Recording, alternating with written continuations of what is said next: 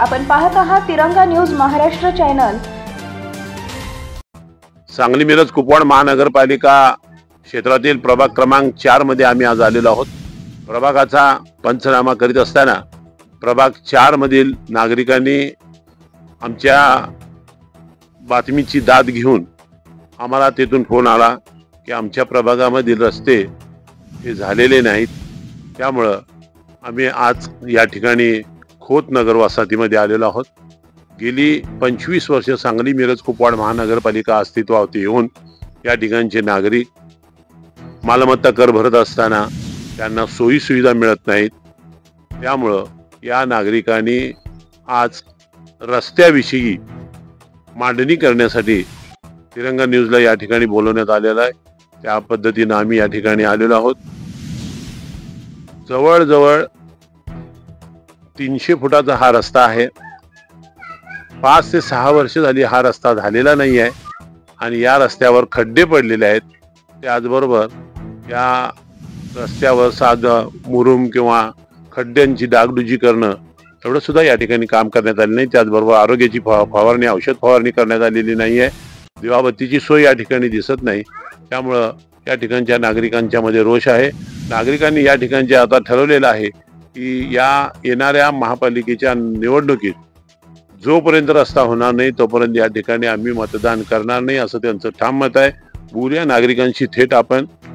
मावशी, या ठिकाणी जो खोतनगरचा भाग आहे हा रस्ता गेली किती वर्ष झालेला नाहीये?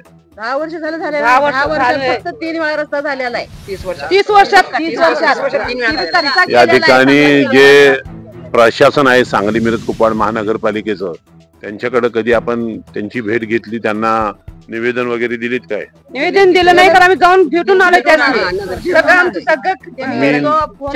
जूनच्या 4 तारखेला गेल्या मंडळी अजून पण आलेले त्यांनी फरकलेली बी नाही।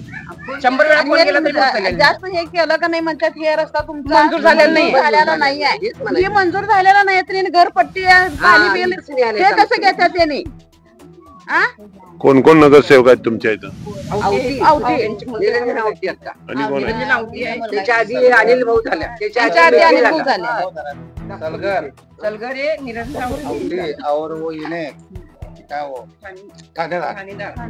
तुमची मागणी काय? प्रमुख मागणी काय?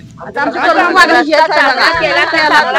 करायला पाहिजे। त्यांनी घरपट्टी घेतात का नाही, त्याच्या नियमाप्रमाणे पाणी बिल घेतात। रस्ता करावा, त्यांनी कसं म्हणू नये की मंजूर नाही आहे तुमचा रस्ता, तुमचा ह्या जमिनी बसत नाही आहे असं म्हणलेलं आहे। चांगला रस्ता आमचा केला, फोन केला तर तसा आमचा रस्ता करून आम्हाला केलेला नाही आहे। रस्ता चांगला करून दिला तर तुम्ही मतदान करणार काय?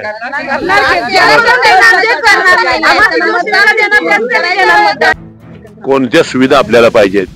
आमच्या दारात पाणी ढिगभर थांबतंय, रस्ता नाही आहे।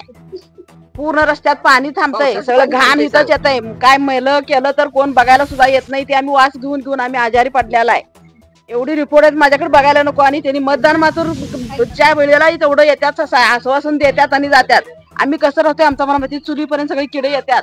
त्या ठिकाणी आरोग्याच्या प्रश्नावर औषध फवारणी होती का? नाही, कधी झालीच नाही अजून। आणि त्या जनावर मरून पडलेले ते जवळजवळ 8 दिवस इथंच होतं। या समस्येवर तुम्ही कधी भेटला का प्रशासनाला? कळवलेले की 2-3 तास त्यांनी कळवलेले। प्रशासनाचं उत्तर काय मिळालं? गाडी येते म्हणून सांगितलेलं त्यांनी। कचरा उठाव होतोय काय? कचरा उठाव काय कचरा उठाव होते? 15 दिवसाला एकदा गाडी येते।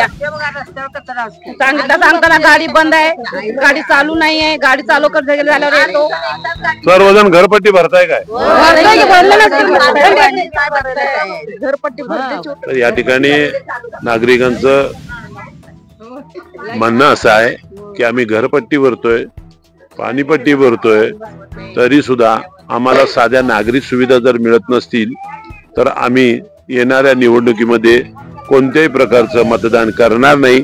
जोपर्यंत आमचा रस्ता चांगला होणार नाही तोपर्यंत आमचं मतदानावर बहिष्कार असेल। तिरंगा न्यूज साठी नजीर झाली।